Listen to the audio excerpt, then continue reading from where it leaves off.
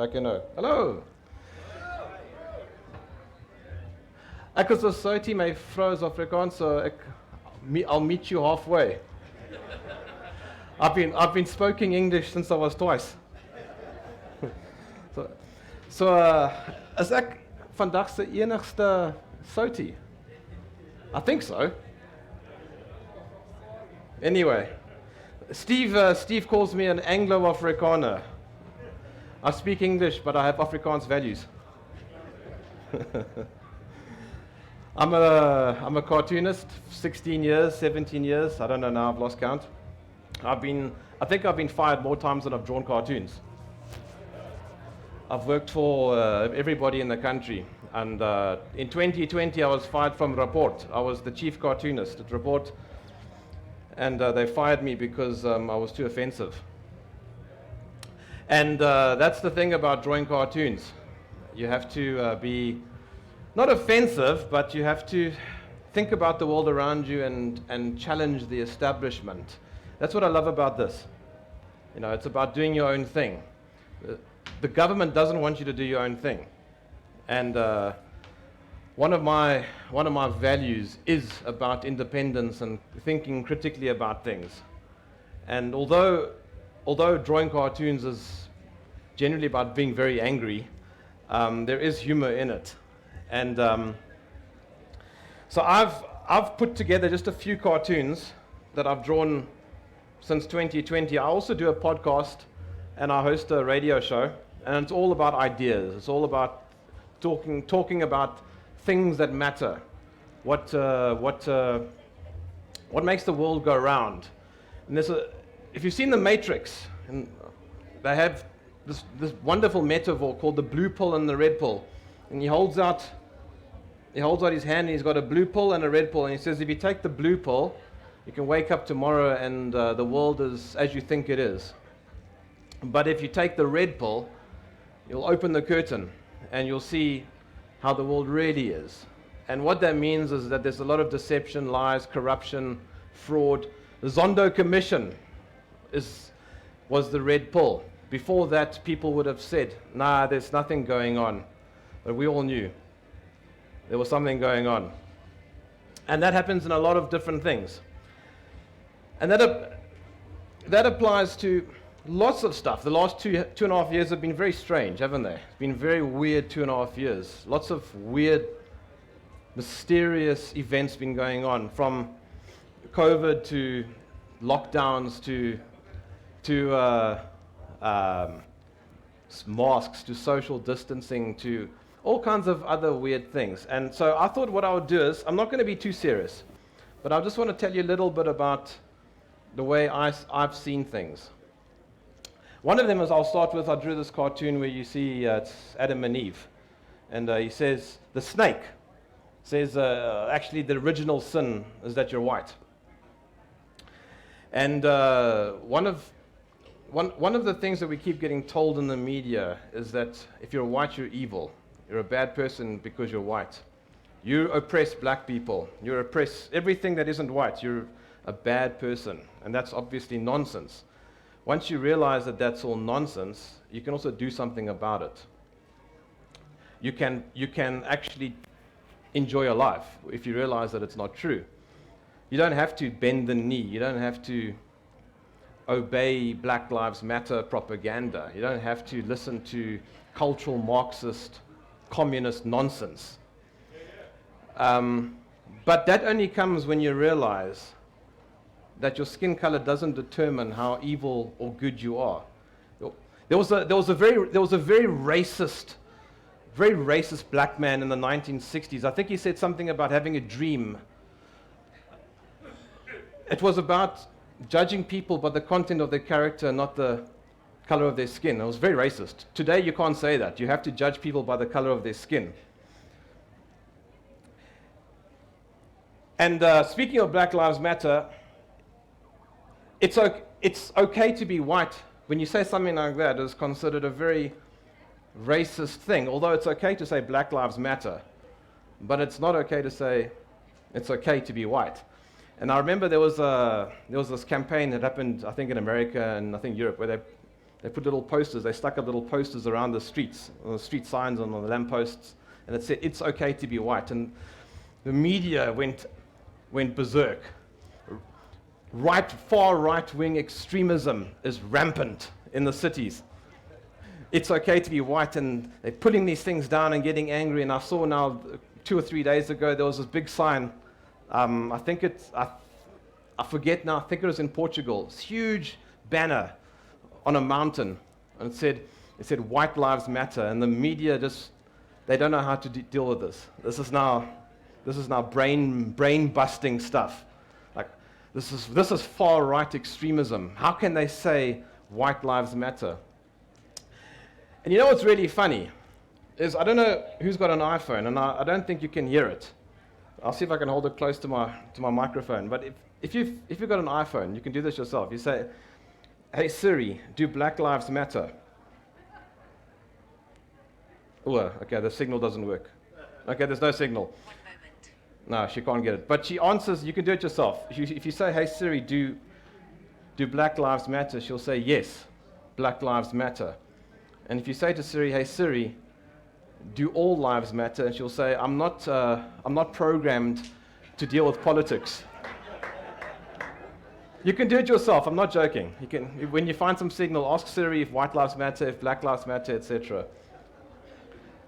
That's the beauty of propaganda. When you realize that there's cultural Marxism that's infiltrating everything, and that's what I'm talking about. The red pill. You can, if you are in that mindset that there's just this blue pill, and everything is the way it is, and you don't realize that your own phone is pre-programmed to try and indoctrinate you in a weird kind of way, in a racist kind of way, then you haven't yet swallowed the red pill.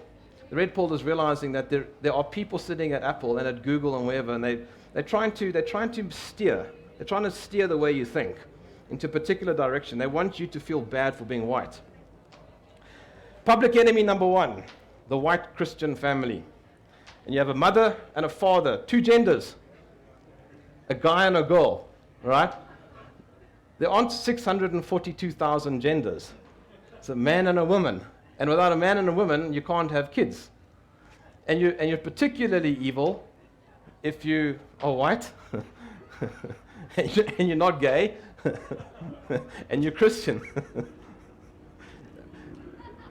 It's the great evil. That I don't think you can be more evil than that if you're a white Christian family.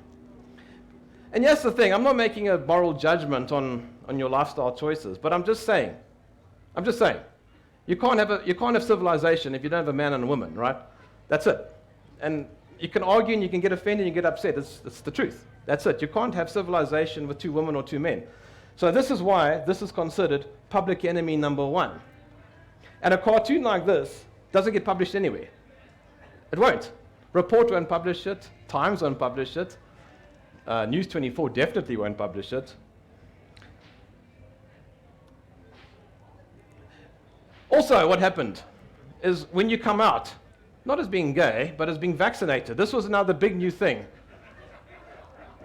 It says, "Mom, Dad, I need to come out. I'm not vaccinated." And they're like, "Oh, OMG, what have I done wrong? Where did I go wrong as a parent?"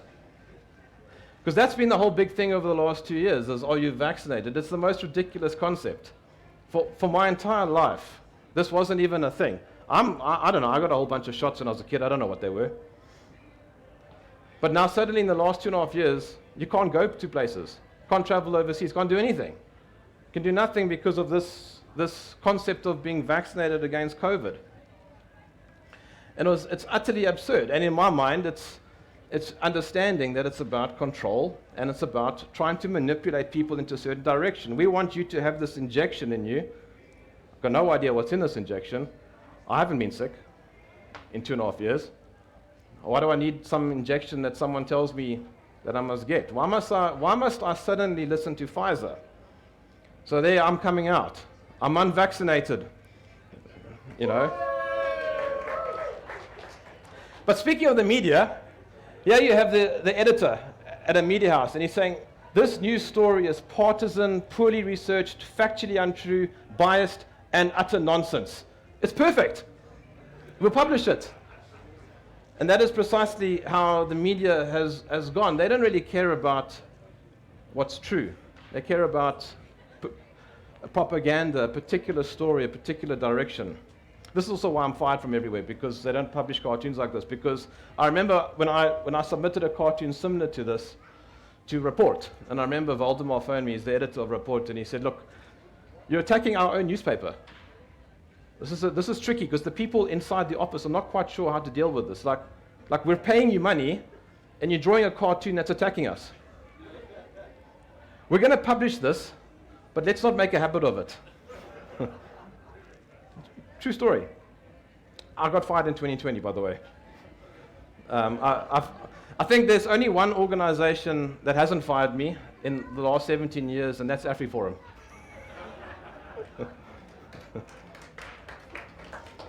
And by the way, I no longer work in the mainstream media at all. I only work in the alternative independent space, and I only work with great organizations like Sakeliga, Solidarity, AfriForum, Free Market Foundation, anybody who is sort of counter-narrative and is willing to actually challenge the established view. Because that's what we're supposed to be doing. We're supposed to be thinking independently, critically. We're not sheep. The last 2.5 years, it seriously challenges that idea of who is a sheep and who isn't. The real pandemic, mass media. That's it. There's your media. There's your pandemic. This is what I've learned in the last 2.5 years. I live in Cape Town. I flew up yesterday.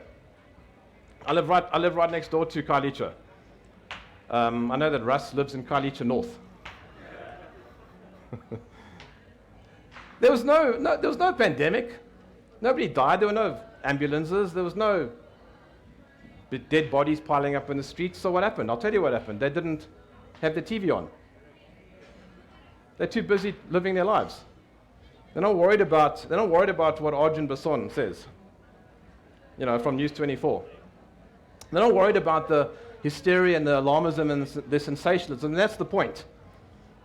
The point is that the media is designed to sensationalize, to make everything look worse. If you're white, Christian, particularly if you're Afrikaans, you're the enemy. And that is the propaganda narrative, and it's something that you have to take a stand against. And that's where I'm going with the red pill, because here's the thing. If you just take that information and you sit with it, and you do nothing with that information, then you're a loser. The idea is to take that information and do something with it. Fine, you're going to take away Afrikaans from the universities. That's all right. We'll build our own. That's what happened. That's what Solidarity did. It's fine. You can take away Afrikaans from the universities. You can try and attack our culture, our heritage, our things that we think about, the way we live. That's fine. We'll do our own thing with that, and we'll make it work. This is why I love the concept of Oranje. I can't live in Oranje because I'm English and I'm black, clearly. I'm kidding. I'm more Pakistani. You know what was funny when I met my wife's family? Her brother's very first question in the WhatsApp group was, "Ja, maar is hy wit?"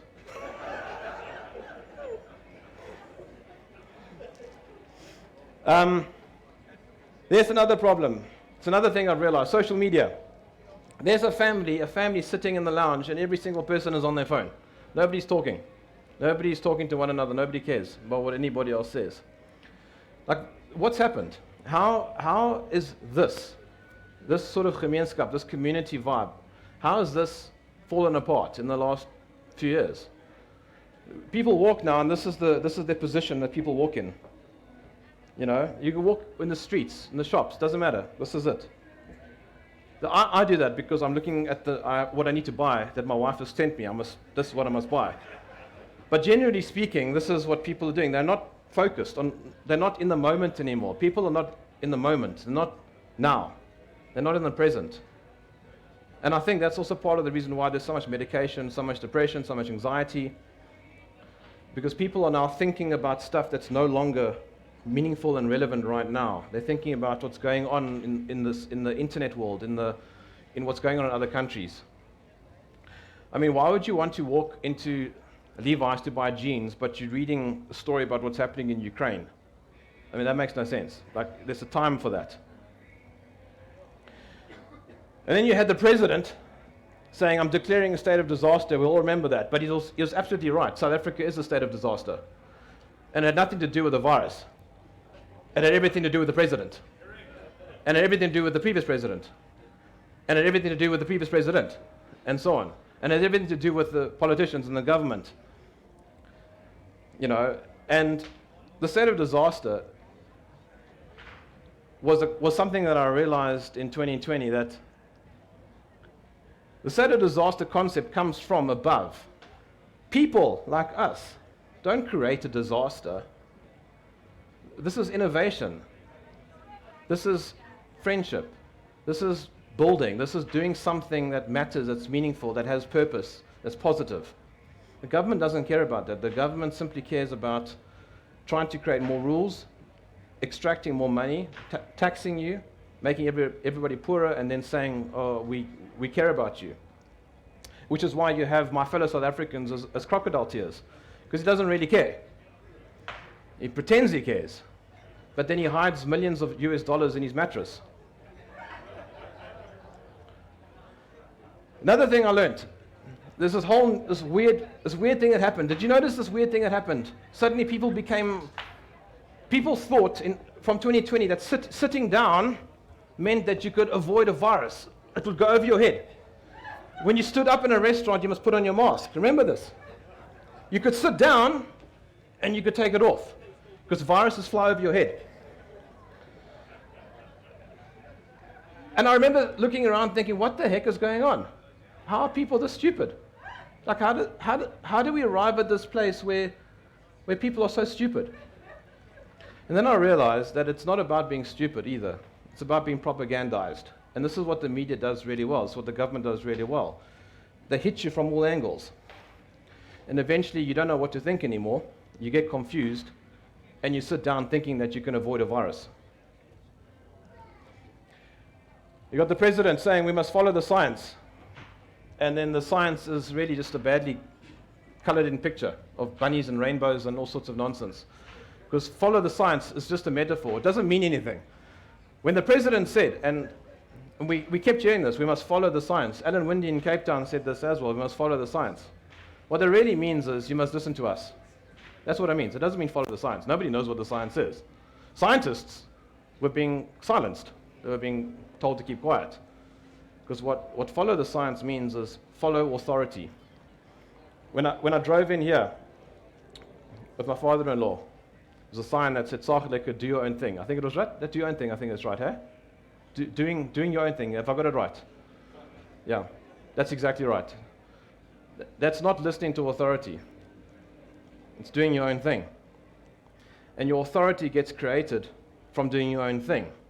Your local authorities. And once you have enough of these local authorities, you have competing authorities doing their own thing. And that is how you actually progress. You don't progress with a central authority saying follow the science or trust the science. Don't you love it in the media? Experts say. Have you thought about this? Have you thought about what the experts have said in the last 2.5 years? In the Irish Times, if you live under a certain aeroplane flight path, you're likely to get COVID, right? Over a certain flight path. BBC says changing of daylight savings times in Europe will give you a heart attack. Cold showers will give you a heart attack. Gardening will give you a heart attack. Making your bed will give you a heart attack. It just goes on and on and on. Now, these are all legit articles. I have all of them. And that's how ridiculous it is. And that's the media just pushing. And which is why, if you're in that blue pill mindset, you'll listen to this and go, well, they know what they're talking about. They have our best interest at heart. Well, sweetheart, they don't have your best interest at heart because they're making money and they're trying to steer you into a certain direction. That's the red pill. I'm coming to the other. There's a few pills. There's a few different colors. We're getting there. We're getting to the white pill. So yeah, we got this guy saying, I'm here for my shot. And then he gets shot.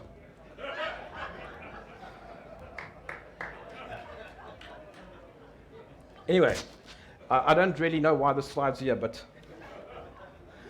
All right, here we go. So here we got, and here we're talking about media again. So I'll read this to you. So he's reading his iPad and he's reading headlines. And this is what I was just talking about with the ridiculous headlines. These are all real headlines. Adults suddenly dying. This is the new thing in the last 2.5 years. Adults are just suddenly randomly dying. Perfectly healthy people are just dying for no reason whatsoever. Nobody knows why. Just randomly dying. Next one. Healthy people are dropping dead. There we go. That's another one.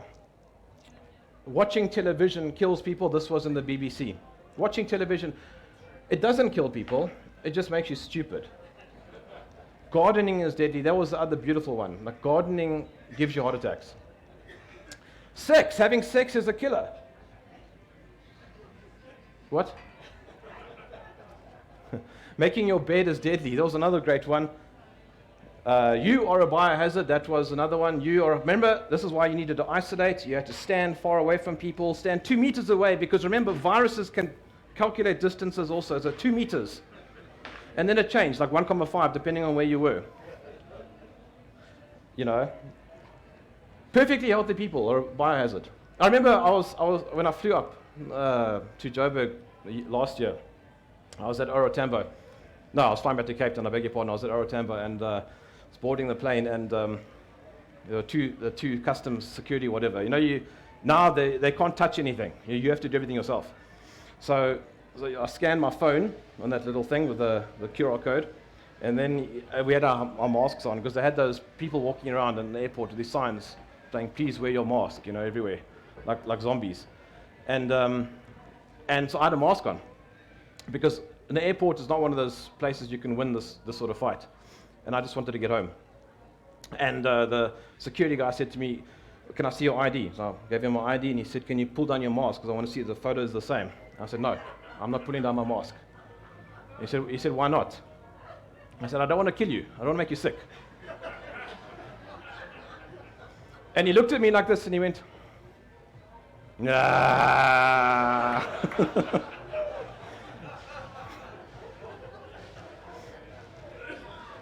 As it turns out, I didn't pull my mask down, and he said, you can just go through.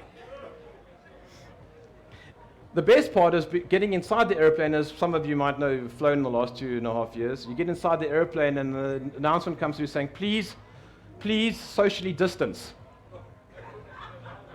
Like, how do you mind? Like, how does this work?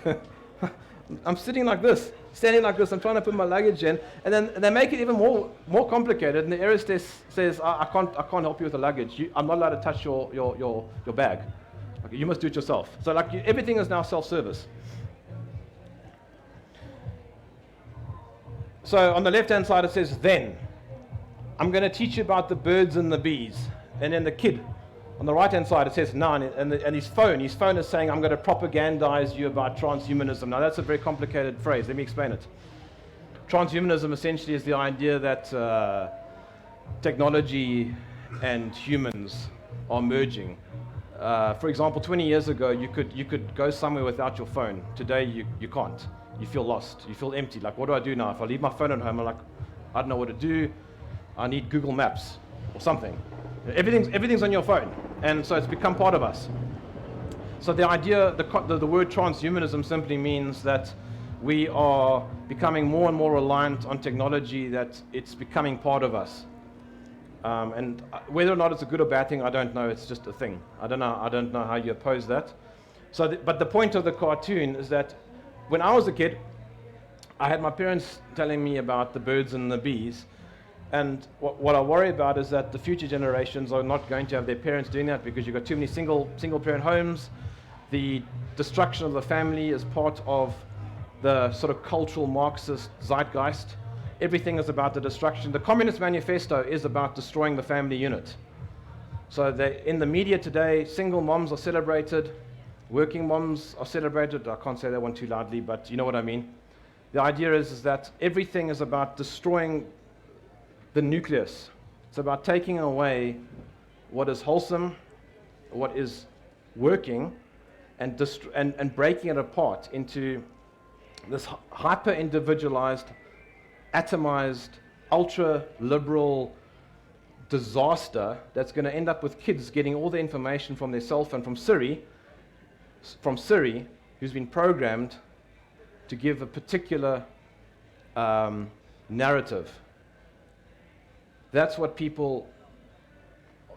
we're heading, and that's what people need to understand, is that If we outsource our thinking, if we outsource our health, if we outsource our critical thinking capabilities, we're going to end up with a world full of zombies, full of people who don't question anything, people who blindly follow, people who think that the central authority means something, and that the central authority cares for us. The central authority, like the government, doesn't care. You need organizations like AfriForum, you need organizations like Solidarity to build universities, you need Sakeliga, you need the Free Market Foundation, and so on and so on. You need these competing, decentralized interests that create their own structures of authority.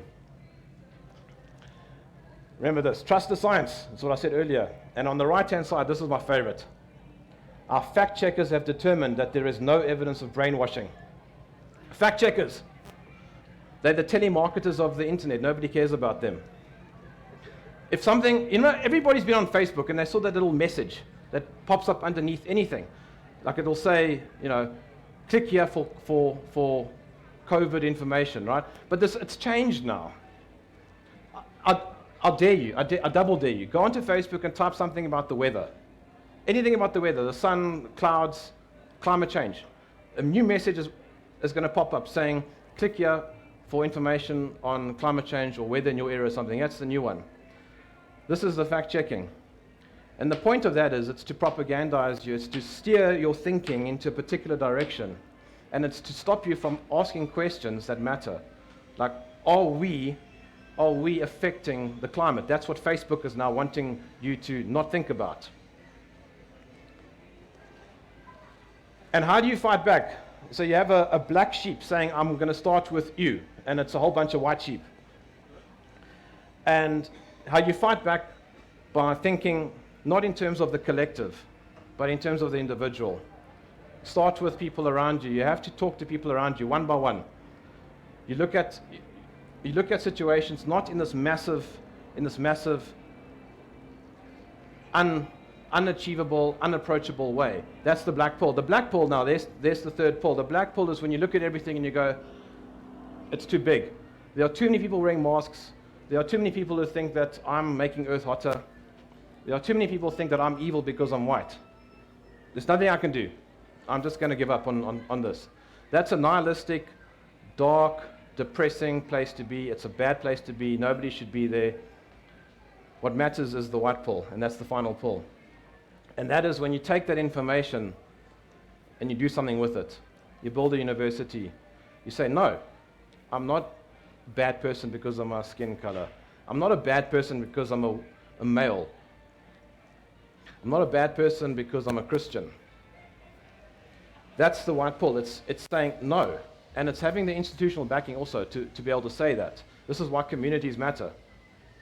This is why having like-minded people matter. This is why networks matter. No, that slide shouldn't be there, so I'll skip that one. But that's just saying that there are global powers, centralized structures trying to cause people to fight amongst ourselves. But we'll skip that one. Here we have searching for truth through the fog. The top of the cartoon is a cross. Obviously, it's coming from a Christian perspective. But the point is that searching for truth is exactly learning to navigate that fog of information wars, the fog of propaganda, the fog of fake news. And it is about getting to...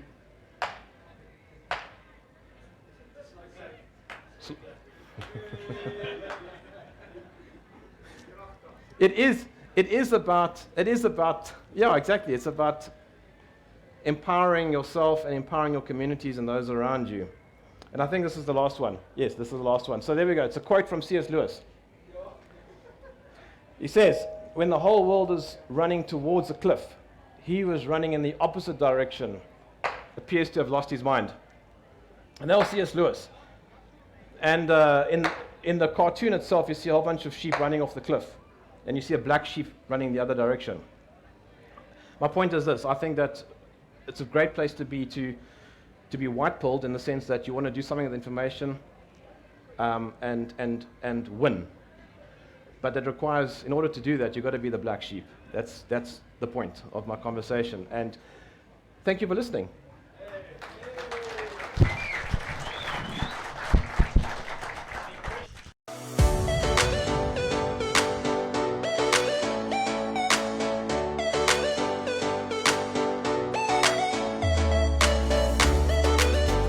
KragDag, baie groot hierdie jaar. Hou van die baie diere, baie landbouprodukte ook hierso. En ja, die perdeskoue was goed, baie goed. So wat lekker is hierso by KragDag vir die jong mense, is die rides beslis. En ook die honde, hier is verskriklik baie honde, so as jy van honde hou. Hier was ook 'n perdeshow geweest, dis nogal cool. Nog 'n suksesvolle Sakeliga KragDag hierdie keer in 2022, maar nog baie jare hierna. Want met die gees wat hier was, die hoeveelheid uitstallers, die voete, die geselligheid en die samesyn, gaan daar nog baie wees. Ons sien uit na die toekoms van die volgende KragDag.